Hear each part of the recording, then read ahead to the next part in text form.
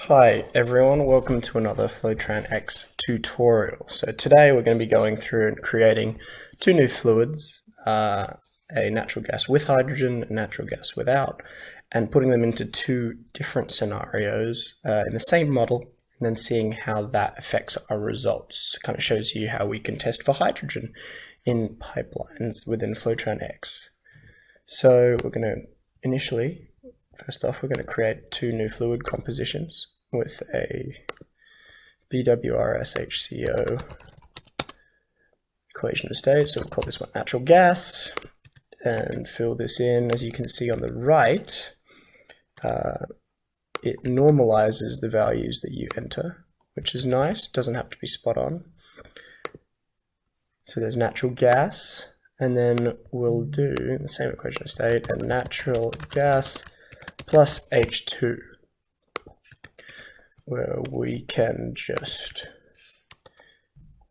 put in all of our values and then go down to hydrogen. We're at 11, and you can see it normalizes it out.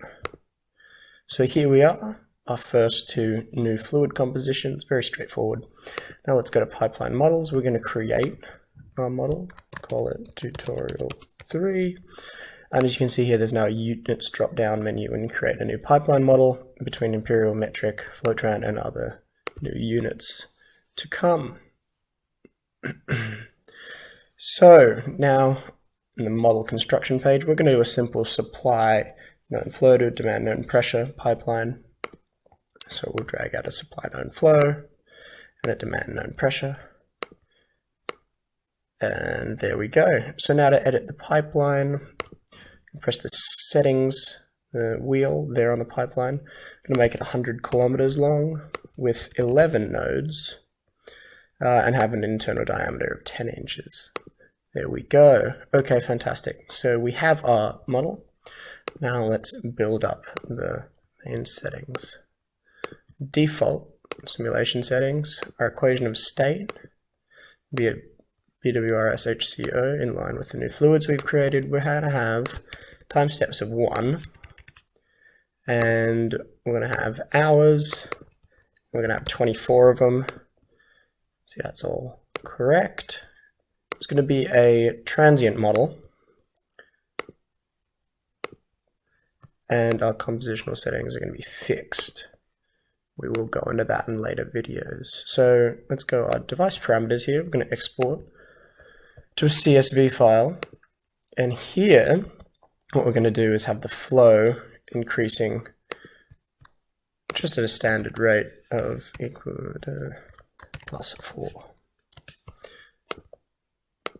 So 60 to 156 over time, and then these will all stay constant. So we'll save this as tutorial 3. There we go. Let's replace it. Yes.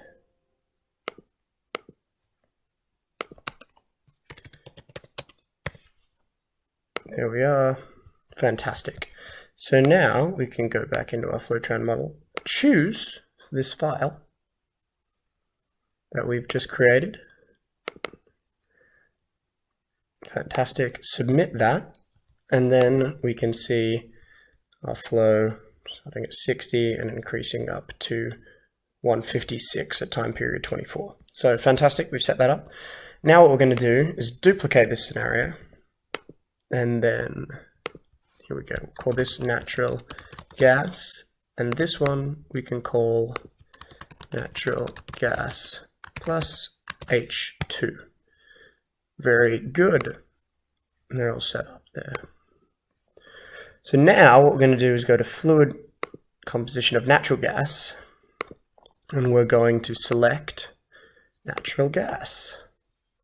Fantastic. And go to natural gas plus H2 and select natural gas plus H2.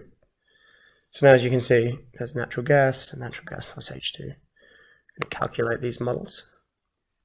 Comes up with a little success there. When you calculate models, calculate both of them. Make sure you get both of those, and then you can click on results. So here we are going to our results page, where it shows natural gas plus H2. Both have been calculated. So we can see our system line pack has changed. It's gone down. Network paths, we're going to create a simple flow path name, we'll call it 1. Go to our network plots, and we can select both of them in the flow path 1 and check out our pressure. So our pressure has decreased without H2. We can check our energy flow, our mass flow, our volume flow, temperature, all of these kinds of things. And then we can look at time plots of specific nodes and of pressure. We can do a network plots very nicely, is look at pressure and then look over time and see what happens in our model with it, without hydrogen over time. We can do volume flow as well. Start our movie, which is all very nice. All right, fantastic. So finally, all of your inputs and outputs can be found in your output files. So click on the pressure file, open that up, and after a second, it will give you all of your pressures. So that's the end of today's video. Tune in next week. We've got some more exciting content. I hope you're all enjoying these FlowTran tutorials. We're just trying to give a bit of a background as to what we can actually do with this software. So I hope you found this useful, and I hope to hear you tuning in again next week. Thanks again.